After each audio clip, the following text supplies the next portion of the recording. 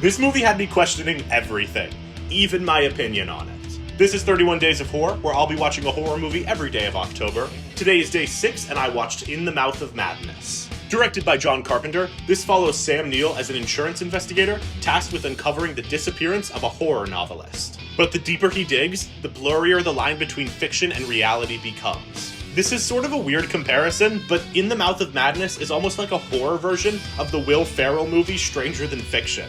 They both have their main character slowly realizing they might be living inside a story they're investigating, and that concept alone is such a fun foundation for a movie. But just like Sam Neill's character questions what's real, I find myself questioning what I actually think about this movie. On one hand, it's classic John Carpenter. It's got those great practical effects and creature designs, less gory and elaborate than The Thing, but still creative and unsettling.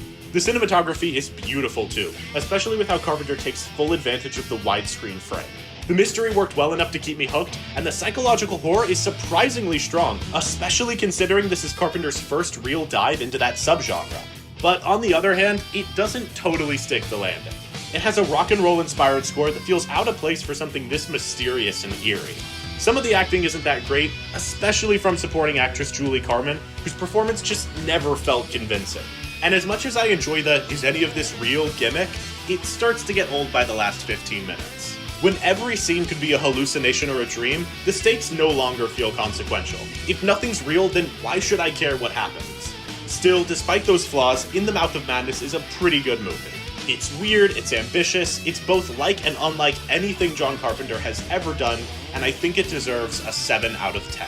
We've still got 25 more movies to go, so make sure to like and follow for the rest of the challenge.